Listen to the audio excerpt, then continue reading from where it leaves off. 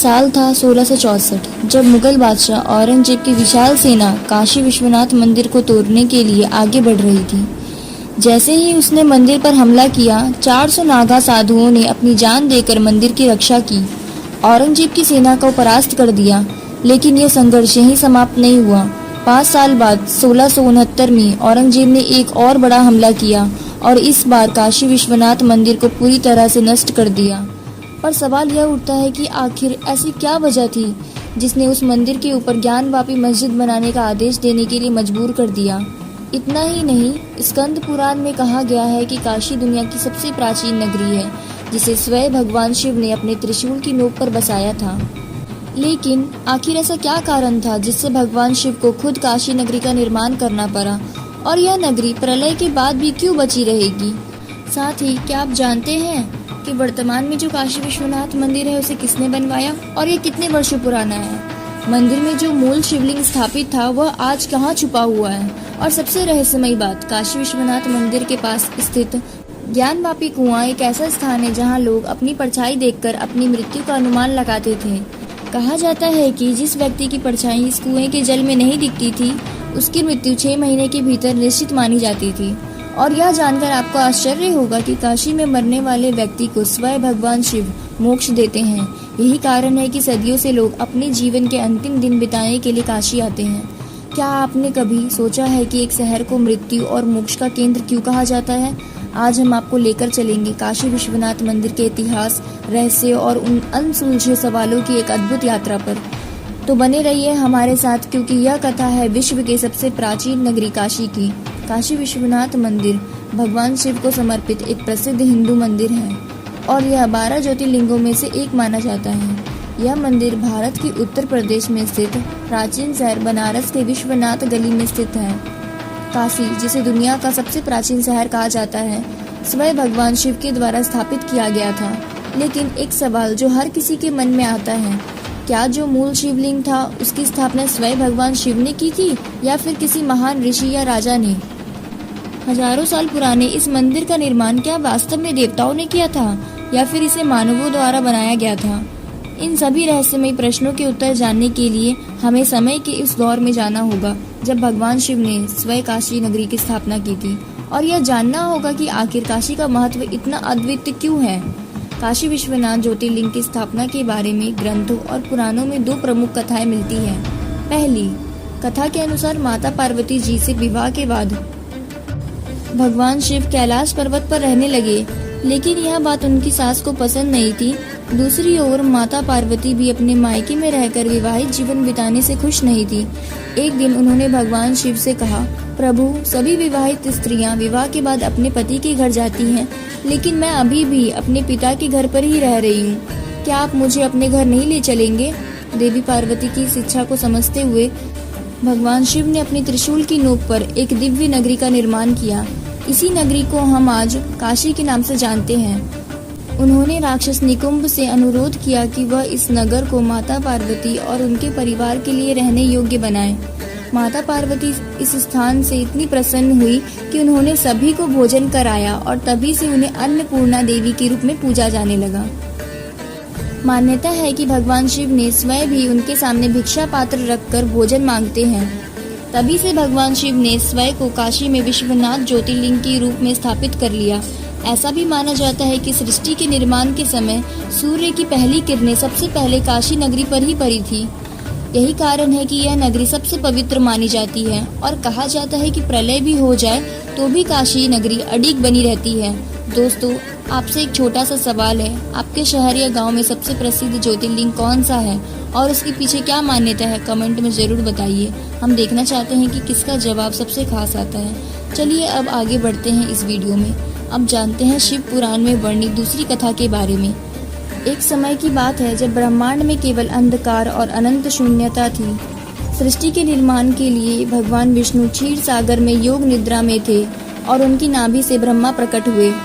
ब्रह्मा को ये भ्रम हुआ कि वे सृष्टि के परमेश्वर है, जबकि विष्णु जी यह मानते थे कि सृष्टि के पालनकर्ता होने के कारण वे सर्वोच्च हैं। एक दिन दोनों में इसी बात को लेकर विवाद हो गया कि ब्रह्मांड में सबसे महान और सर्वशक्तिमान कौन है, ब्रह्मा जो सृष्टि के रचयिता है या विष्णु जो सृष्टि के पालन करता है। इस विवाद को सुलझाने के लिए दोनों देवताओं ने भगवान शिव की स्तुति की। तभी अचानक आकाश में एक दिव्य प्रकाश स्तंभ प्रकट हुआ, जिसका ना कोई आदि था और ना कोई अंत। यह अद्भुत और अनंत ज्योतिर्लिंग पूरे ब्रह्मांड को रोशन कर रहा था। तभी भगवान शिव ने आकाशवाणी की, जो इस प्रकाश स्तंभ के अंत तक पहुंच जाएगा वही सबसे महान कहलाएगा। भगवान विष्णु ने वराह रूप धारण कर लिया और प्रकाश स्तंभ की मूल की ओर जाने लगे, जबकि ब्रह्मा जी हंस का रूप लेकर शिखर की ओर उड़ चले। हजारों वर्षों की यात्रा के बाद भी विष्णु जी को स्तंभ का अंत नहीं मिला। वो समझ गए कि यह प्रकाश स्वयं भगवान शिव का अनंत स्वरूप है। उन्होंने अपनी हार स्वीकार कर ली और शिव को नमन किया, लेकिन ब्रह्मा जी अहंकार वश एक चाल चले। उन्होंने केतकी पुष्प को साक्षी रखते हुए झूठ कहा कि उन्होंने स्तंभ का शिखर देख लिया है। भगवान शिव तुरंत प्रकट हुए और ब्रह्मा जी से क्रोधित होकर बोले, तुमने झूठ का सहारा लिया, इसलिए इस संसार में तुम्हारी पूजा नहीं होगी। भगवान शिव ने केतकी पुष्प को भी यह श्राप दिया कि इसे अब से किसी भी पूजा में अर्पित नहीं किया जाएगा। भगवान विष्णु की भक्ति से प्रसन्न होकर भगवान शिव ने उन्हें आशीर्वाद दिया और कहा, तुम सृष्टि के पालनकर्ता बने रहोगे। इसके बाद भगवान शिव ने घोषणा की, मैं अनादि अनंत और अविनाशी हूँ। इस प्रकाश स्तंभ का एक अंश पृथ्वी पर शिवलिंग के रूप में स्थित रहेगा। भगवान शिव ने अपने अनंत ज्योतिर्लिंग का एक भाग पृथ्वी पर स्थापित किया और वही स्थान कहलाया काशी विश्वनाथ ज्योतिर्लिंग। यह ज्योतिर्लिंग सृष्टि के प्रारंभ से लेकर अंत तक अविनाशी रहेगा। काशी विश्वनाथ मंदिर का निर्माण तो अनादि काल से ही माना जाता है, लेकिन अगर हम प्राचीन भारतीय इतिहास के पन्नों में झांकें तो इसके सबसे पहले निर्माण को लेकर कई मत सामने आते हैं। ऐतिहासिक प्रमाणों के अनुसार काशी विश्वनाथ मंदिर का सबसे पहले निर्माण सम्राट विक्रमादित्य ने करवाया था। समय बीता और ईसा पूर्व 11वीं सदी में राजा हरिश्चंद्र ने इस मंदिर का जीर्णोद्धार कराया। यह तथ्य कई ऐतिहासिक ग्रंथों में मिलता है और इसे काशी विश्वनाथ मंदिर के सबसे प्राचीन निर्माण का प्रमाण माना जाता है। काशी विश्वनाथ मंदिर को पहली बार 1194 में मोहम्मद गौरी ने लूटने के बाद तुड़वा दिया था। इसके बाद इसे फिर से स्थानिक राजाओं द्वारा बनाया गया, लेकिन इस बार भी फिर सन 1447 में जौनपुर के सुल्तान मोहम्मद शाह ने इसे ध्वस्त कर दिया। इतिहासकारों के अनुसार विश्वनाथ मंदिर का जीर्णोद्धार मुगल सम्राट अकबर के नवरत्नों में से एक राजा तोडरमल ने कराया था। उन्होंने साल 1585 में अकबर के आदेश पर पंडित नारायण भट्ट की सहायता से इस मंदिर का पुनर्निर्माण करवाया। दिल्ली सल्तनत की दर्द भरी दास्तां नामक पुस्तक के लेखक डॉक्टर मोहनलाल गुप्ता ने लिखा है कि 1194 में मोहम्मद गौरी ने बनारस पर हमला किया। इस हमले के दौरान बनारस के लगभग 500 मंदिरों को तोड़ दिया गया। काशी विश्वनाथ मंदिर भी इस विनाश से अछूता नहीं रहा और उसे भी गंभीर क्षति पहुंचाई गई। उस समय यह कहा जाता था कि काशी विश्वनाथ मंदिर और अन्य मंदिरों से इतना अपार धन संपत्ति मिली कि मोहम्मद गौरी ने उसे 1400 ऊँटों पर लाद कर गजनी लेकर चला गया। इसके बाद इस भव्य मंदिर को सन 1632 में मुगल शासक शाहजहां ने तोड़ने का आदेश पारित किया और इसके लिए अपनी सेना भेज दी, लेकिन सेना हिंदुओं के प्रबल प्रतिरोध और वीरता के कारण काशी विश्वनाथ मंदिर के केंद्रीय गर्भगृह को नहीं तोड़ सकी। हालांकि इस दौरान काशी के 63 अन्य मंदिरों को ध्वस्त कर दिया गया। फिर 1664 में औरंगजेब ने काशी विश्वनाथ मंदिर को तोड़ने के इरादे से बनारस पर हमला बोला, मगर औरंगजेब की भारी भरकम सेना की टक्कर महानीवानी अखाड़े के नागा साधुओं से हो गई।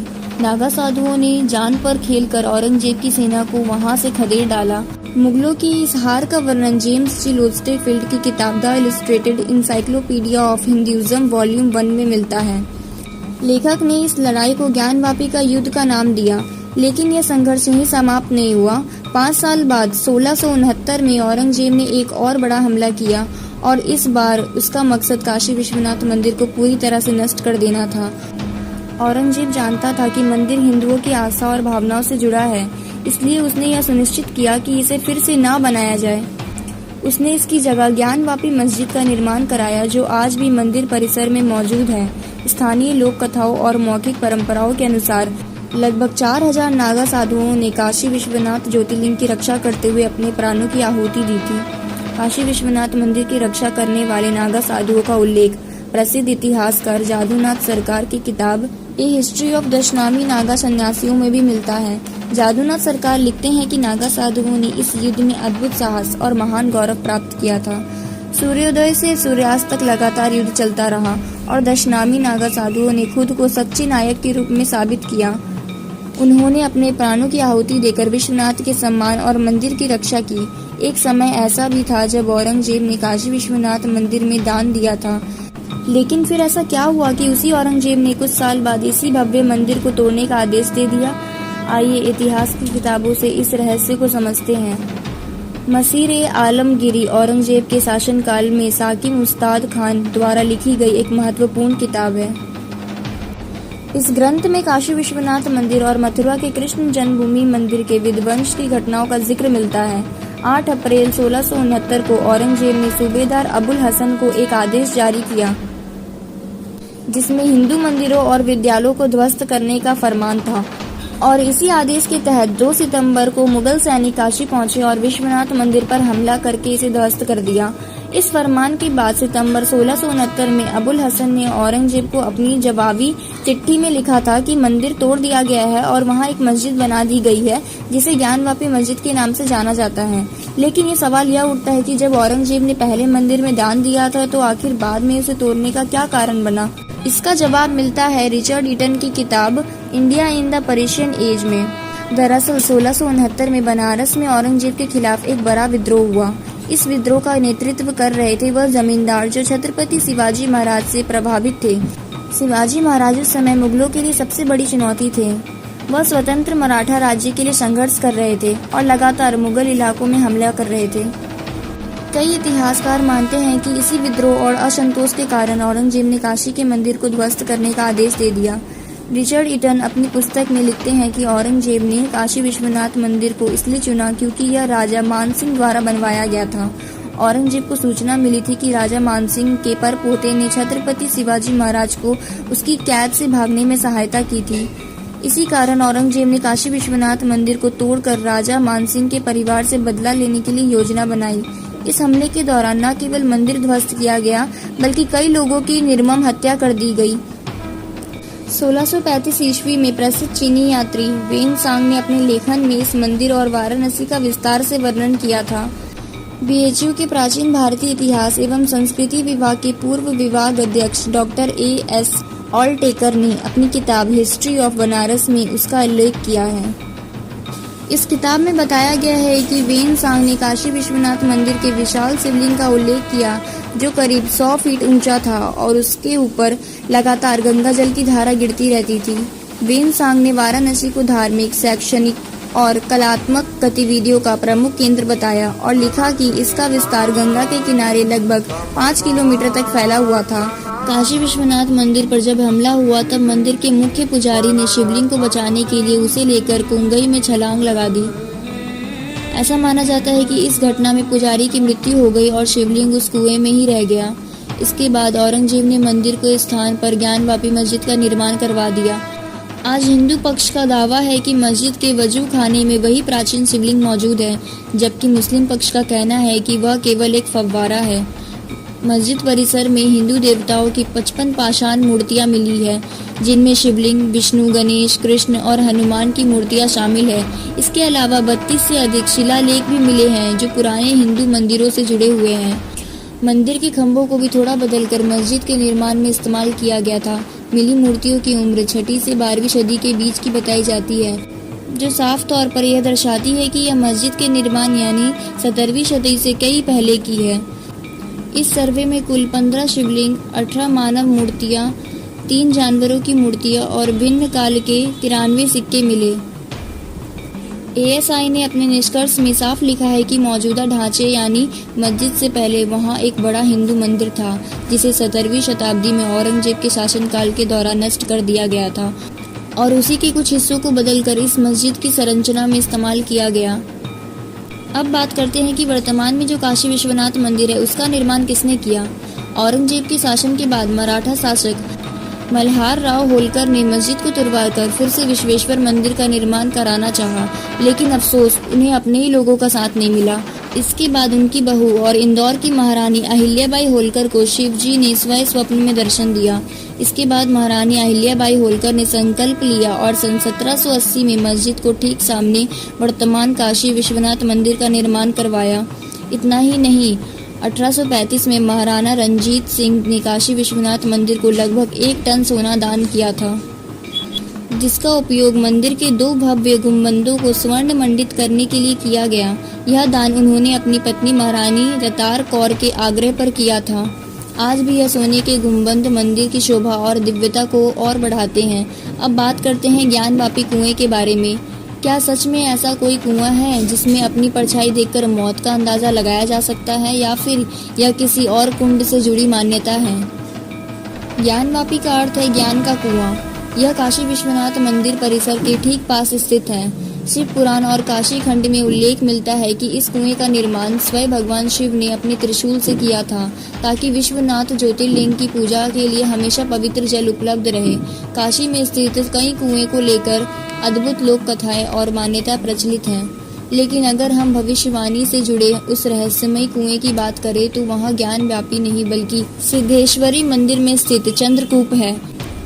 चंद्रकूप की सबसे अद्भुत मान्यता यह है कि अगर कोई व्यक्ति इसके पानी में अपनी परछाई देखता है तो उसे शुभ माना जाता है, लेकिन यदि पानी में उसकी परछाई नहीं दिखती तो कहा जाता है कि अगले 6 महीनों के भीतर उस व्यक्ति की मृत्यु निश्चित हो जाती है।